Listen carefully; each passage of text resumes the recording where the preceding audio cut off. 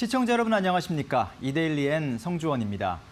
정부가 코로나19 재확산 피해를 막기 위한 추가 대책을 마련 중입니다. 홍남기 부총리 겸 기획재정부 장관은 오늘 3차 한국판 뉴딜 관계장관 회의 겸 15차 경제중대본 회의를 열고 이같이 밝혔습니다.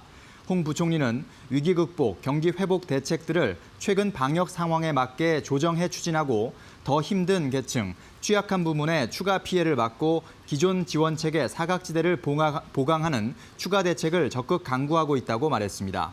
이런 관점에서 금융지원 현황에 대한 점검과 향후 대응 방안, 특히 더 큰 어려움을 겪고 있는 항공산업 지원 현황에 대한 점검 및 추가 대응 방안을 오늘 회의에서 논의한다고 설명했습니다.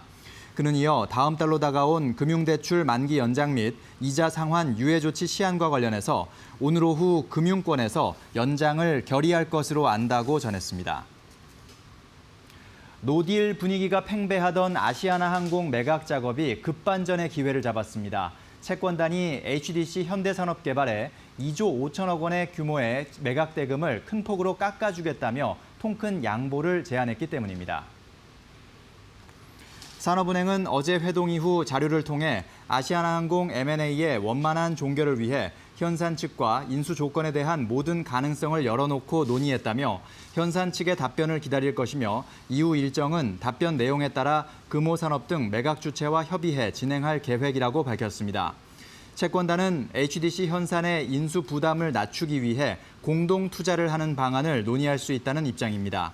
채권단과 HDC 현산이 각각 최대 1조 5천억 원씩 총 3조 원을 아시아나 경영 정상화에 투입하는 방안이 거론됩니다. 다만 채권단의 제안을 현산이 받아들일지는 아직 장담할 수 없습니다. 채권단은 향후 일정은 현산의 답변 내용에 달렸다고 밝혔습니다. 코로나19 재확산 공포에 서비스업 경기가 차갑게 얼어붙었습니다. 영화관 관객 수, 고속도로 통행량 등 일일 서비스업 경기를 속보성으로 보여주는 지표들이 줄줄이 떨어졌습니다. 업계에 따르면 사회적 거리두기 2단계를 전국으로 확대한 지난 주말부터 다중이용시설 이용자 수가 빠르게 줄어들었습니다. 지난 주말 국내 영화 관객 수는 총 37만 468명으로 일주일 전에 30% 수준에 그쳤고 사람들의 이동 추이를 보여주는 고속도로 통행량도 감소했습니다.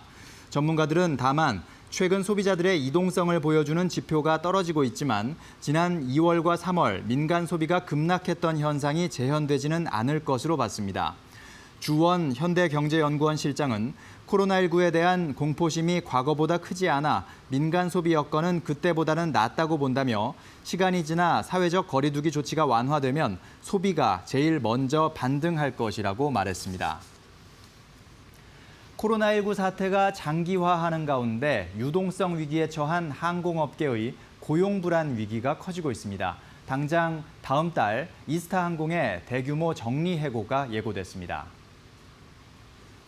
항공업계에 따르면 이스타항공은 이르면 오늘부터 전 직원을 대상으로 희망퇴직을 신청받기로 했습니다.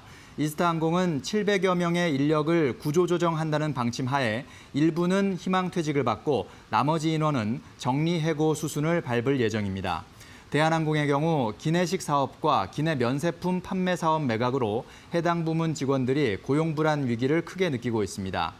매각 작업이 난항을 겪고 있는 아시아나항공과 정부의 고용 유지 지원금에 기대고 있는 제주항공, 진에어 등 저비용 항공사 직원들도 불안에 떨고 있습니다.